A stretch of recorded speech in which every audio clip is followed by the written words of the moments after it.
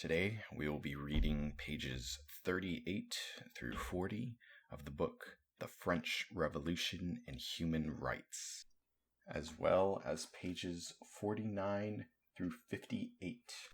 Page 38. Voltaire was the pen name of François Marie Araud, perhaps the single best-known writer of the Enlightenment. As early as 1723, he made a name for himself as a proponent of religious toleration when he published a long poem about French King Henry IV and the 16th century wars of religion between Catholics and Calvinists.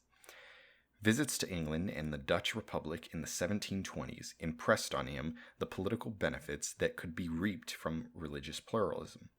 His involvement in the Calas affair in the 1760s turned it into a European scandal. He wrote his treatise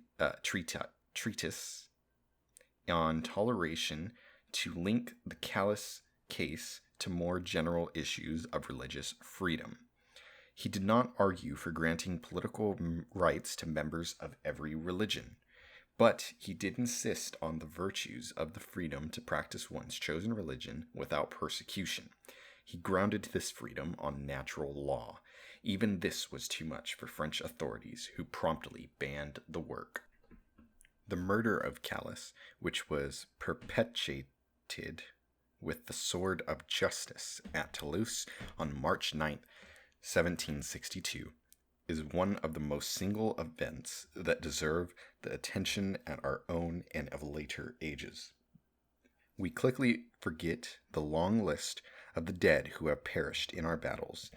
It is the inevitable fate of war. Those who die by the sword might themselves have inflicted death on their enemies, but did not die without the means of defending themselves. When the risk and advantage are equal, astonishment ceases, and even pity is enfeebled. But when an innocent father is given into the hands of error, or of passion, or of fanaticism, when the accused has no defense but his virtue, when those who dispose of his life run no risk but that of making a mistake, when they can slay the impunity by legal decree, then the voice of the general public is heard, and each fears for himself. They see that no man's life is safe before a court that has been set up to guard the welfare of the citizens, and every voice is raised in demand of vengeance. How toleration may be admitted. I venture to think that some enlightened and magnanimous minister, some humane and wise prelate, some prince who puts his interest in the number of his subjects and his glory in their welfare may deign to glance at this inartistic and defective paper. We have Jews at Bordeaux and Metz and in Alsace. We have Lutherans, Molinists, and Jansenists.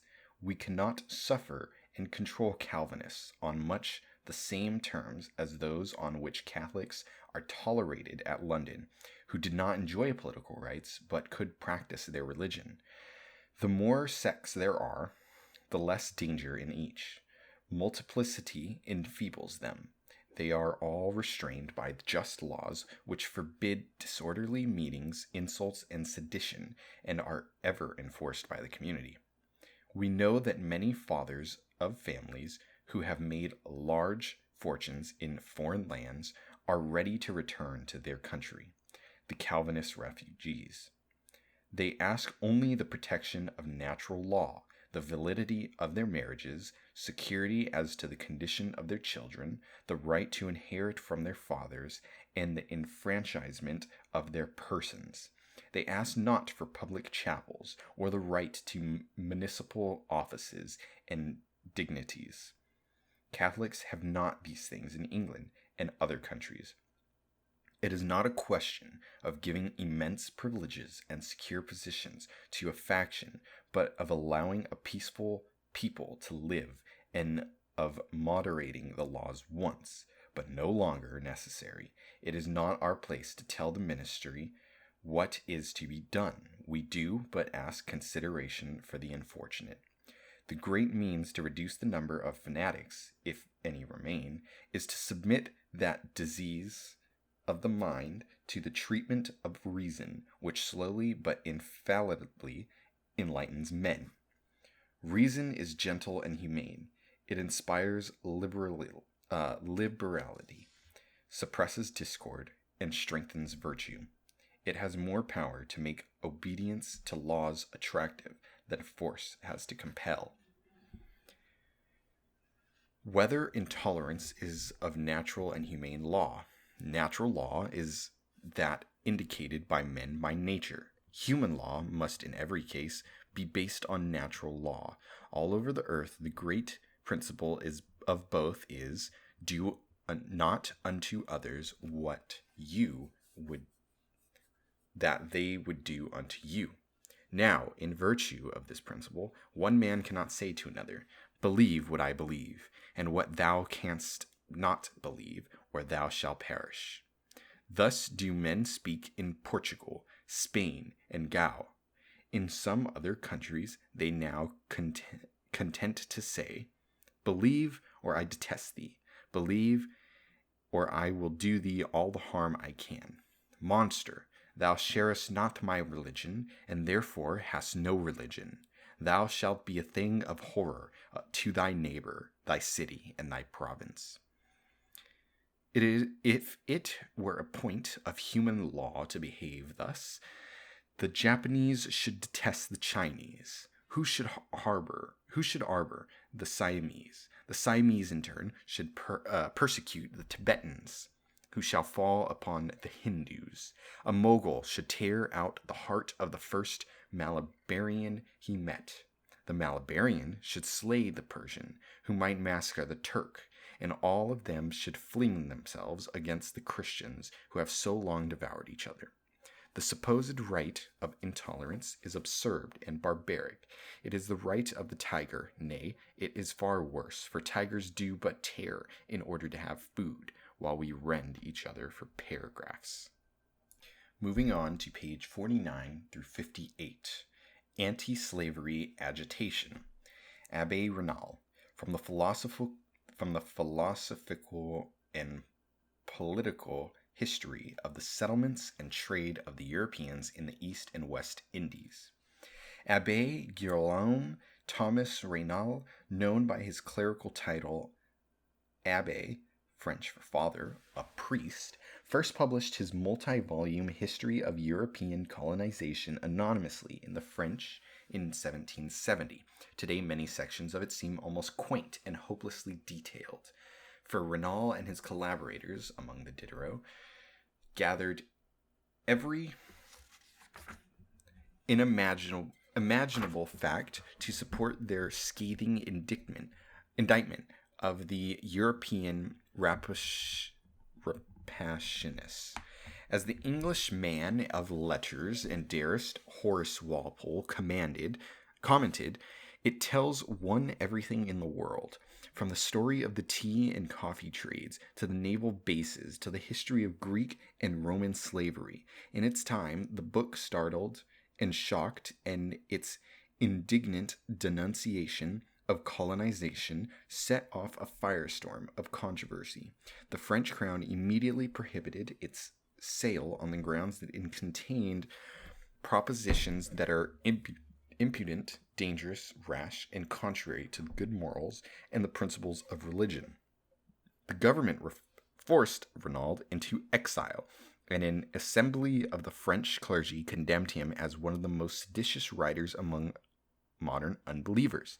Thanks to its notoriety, the book soon became a bestseller, appearing in multiple editions, approved and pirated in French, English, and Spanish. Slave owners must have shuddered, however, when they read the passages that flow, for in them the slave trade and the practice of slavery are condemned, and a future uprising of the slaves against their masters is predicted.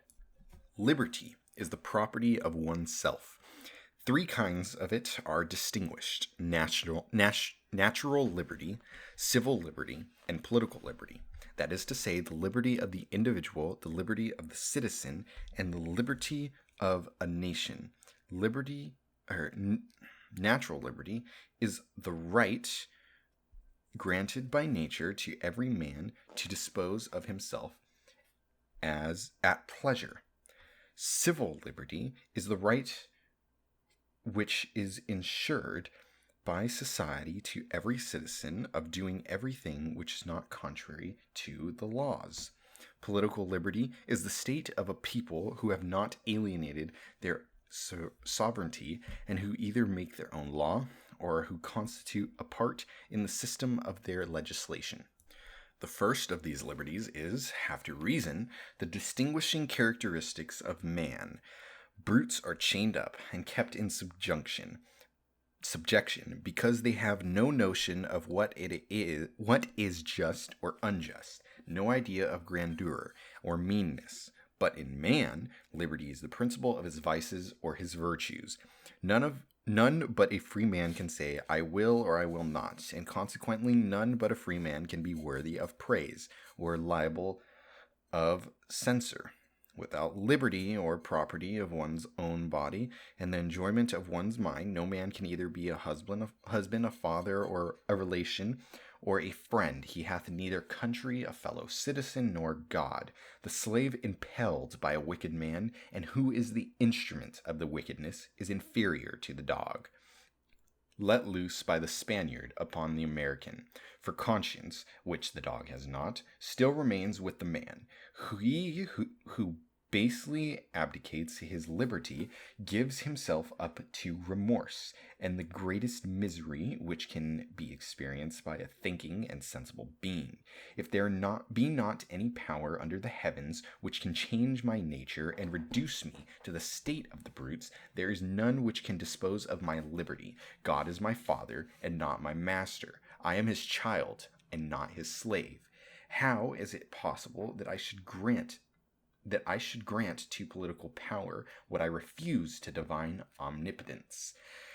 Will these eternal and immutable truths, the foundation of all morality, the basis of rational government, be contested? They will, and the audacious argument will be dictated by the barbarous and sordid avarice. Behold, the proprietor of a vessel, who leaning upon his desk and with his pen in hand, regulate the number of enormities that he may cause to be committed on the coasts of Guinea, who considers at leisure what the number of firelocks, guns, he shall want to obtain one Negro, what fetters will be necessary to keep him chained on board his ship, what whips will be required to make him work, what calculates with coolness every drop of blood which the slave must necessarily expend in labor for him, and how much it will produce who considers whether a Negro woman will be of more advantage to him by her feeble labors or by going through the dangers of childbirth. You shudder if there existed any religion which tolerated or which gave only a tacit sanction to such kind of horrors. If absorbed by some idle or seditious questions, it did not incessantly exclaim against the author or the instruments of this tyranny, if it should consider it as a crime in the slave to break his chains, if it should suffer to remain in its community, the iniquitous judge who condemns the fugitive to death, if such a religion, I say, existed, ought not the minister of it to be suffocated under the ruins of their altars? But it is alleged that in all regions and in all ages slavery hath been more or less established. I grant it, but what doth it signify to me? What other people in other ages have done? Are we to appeal to the custom of ancient times or to our conscience? Are we to listen to the suggestions or interest of infatuation and of barbarism rather than those of reason and justice? If the universality of a practice were admitted as proof of its innocence, we should then have a complete analogy for usurpations, conquests, and for every species of oppression. The author then refutes other reasons given in support of slavery. But it is argued that in Europe, as well as in America, that people are slaves. The only advantage we have over the Negroes is that we can break one chain to put on another. It is but too true. Most nations are enslaved. The multitude is generally sacrificed to the passions of a few privileged oppressors. There is scarce a region known where a man can flatter himself that he is the master of this person, that he can dispose at pleasure of his inheritance, and that he can quietly enjoy the fruits of the industry. Even in those countries that are least under the yoke of servitude, the citizen deprived of the produce of his labor by the once incessantly reviewed of the rapacious or needy government, in continually restrained in the most lawful means of acquiring felicity. Liberty is stifled in all parts by extravagant superstitions, by barbarous customs, and by obsolete laws. It will one day certainly rise again from its ashes. In proportion as morality and policy should be improved, man will recover his rights. But wherefore, while we are waiting for these fortunate times and the enlightened ages of prosperity, wherefore must there be an unfortunate race, to whom even the comfortable and honorable name of a freeman is denied, and who, notwithstanding the instability of events, must be deprived of the hope even of obtaining it? Whatever, therefore, may be said, the condition of these unfortunate people is very different from ours. I have already said too much for the honest and feeling man. I shall never be able to say enough for the inhumane trader. Let us, therefore, hasten to substitute the light of reason and sentiments of nature to the blind ferociousness of our ancestors. Let us break the bonds of so many victims to our mercenary principles. Should we even be obliged to discard a commerce which is founded only on injustice and the object of which is luxury? The author then proposes that those currently living as slaves should continue in that status. Only their children would be freed after the age of 20. While we are restoring these unhappy beings to liberty, we must be careful to subject them to our laws and manners, and to offer them our superfluities. We must give them a country, give them interest to study, productions to cultivate, and articles of consumption agreeable to their respective tastes, and our colonies will never want hands which, being eased of their chains, will become more active and robust.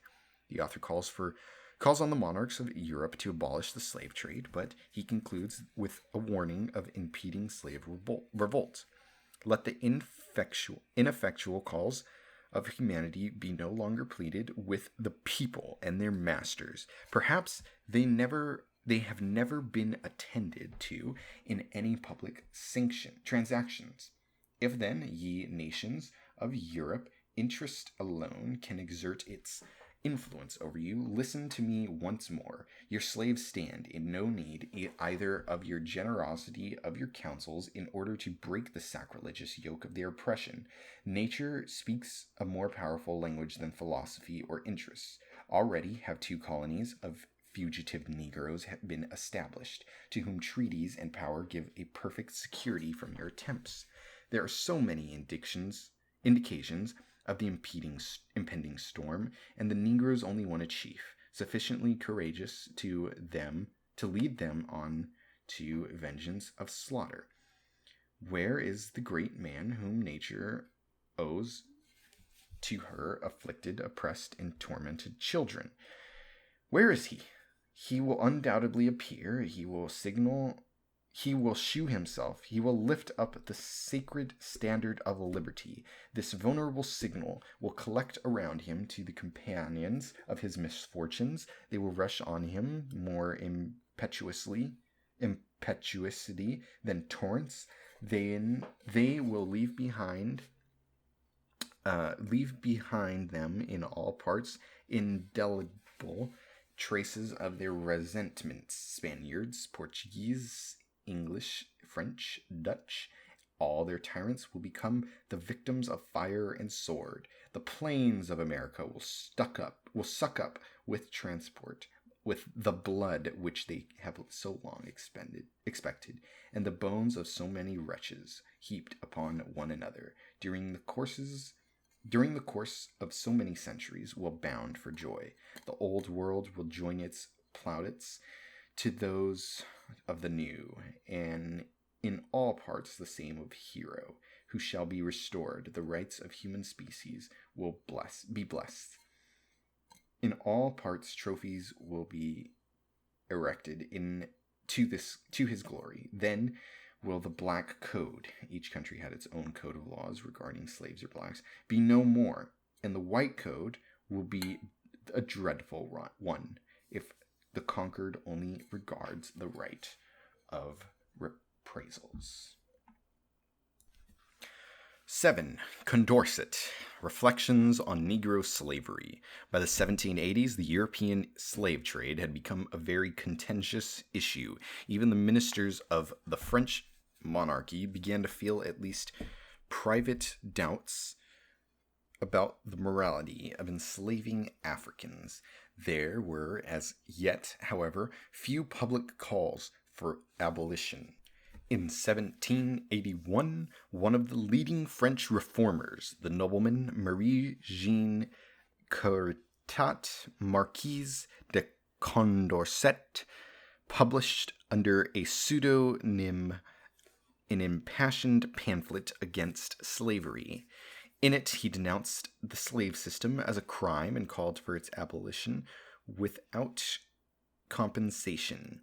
He associated the demands with other calls for reform, including restoration of the civil rights of Calvinists, the elimination of torture in the judicial process, and the suppression of the last remains of serfdom. In 1788, Condorcet helped found the Society of the Friends of Blacks, which imported English and American abolitionist ideas into France. One of the most consistent and outspoken defenders of human rights, Condorcet also publicly supported the rights of women during the Revolution. His renown did not save him, however, from the internal political struggles that divided the political factions within the new republic. He killed himself in 1794 while in prison, awaiting execution for opposing the policies of the increasingly radical revolutionary movement. Government. On the question of rights, Condorcet was more thoroughgoing with his approach than anyone else. On other issues, he disagreed with those leading the emergency government of New Republic. The same leaders who ordered his arrest and execution also urged the suppression of women's political clubs. Dedicatory epistle to the Negro slaves. My friends, although I am not the same color as you, I have always regarded you as my brothers. Nature formed you with the same spirit, the same reason, the same virtues as whites.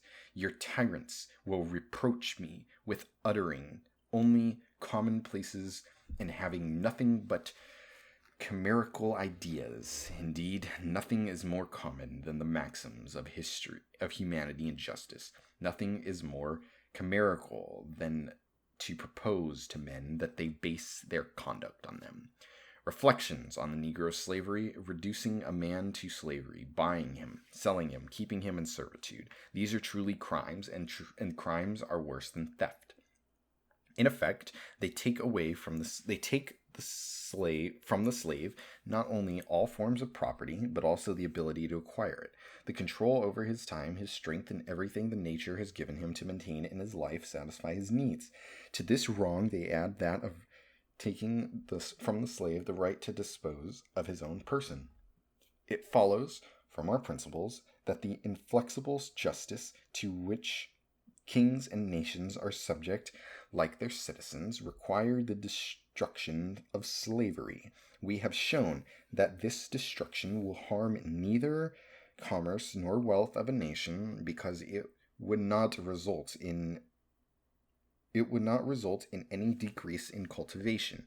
We have shown that the master had no right over his slave, that the act of keeping him in servitude is not the enjoyment of property right, but a crime, that in freeing the slave the law does not attack property, but rather ceases to tolerate an action which it should have punished with the death penalty.